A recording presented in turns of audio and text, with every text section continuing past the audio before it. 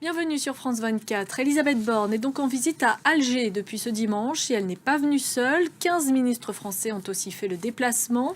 Un mois et demi après la visite d'Emmanuel Macron, Paris a à cœur de renforcer son partenariat avec Alger. Plusieurs accords viennent tout juste d'être signés. Merci beaucoup Bilal pour votre éclairage. On poursuit avec l'actualité en Russie. Le Kremlin finit par désigner un coupable au lendemain de l'explosion survenue sur le pont de Crimée. Selon Vladimir Poutine, ce sont les services secrets ukrainiens qui étaient à la manœuvre.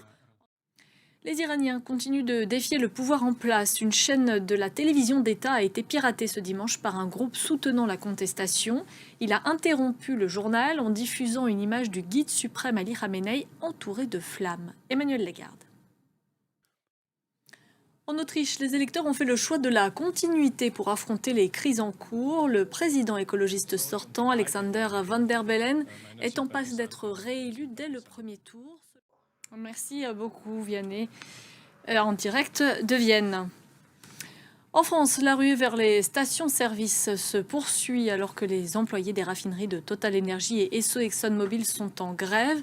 Selon le gouvernement, une station-service sur 3 connaît actuellement des difficultés d'approvisionnement, mais il promet une amélioration de la situation dans le courant de la semaine. Anne Sylvain. Plus de 13 ans après le crash du Rio-Paris au large du Brésil, le constructeur Airbus et la compagnie Air France sont jugés à partir de lundi et pour 2 mois à Paris. À l'époque, le drame avait causé la mort de 228 personnes. Pour les proches des victimes, la douleur est toujours vive. Florent Rodeau. C'est la fin de ce journal. Merci à vous de l'avoir suivi. Prochain rendez-vous dans un quart d'heure.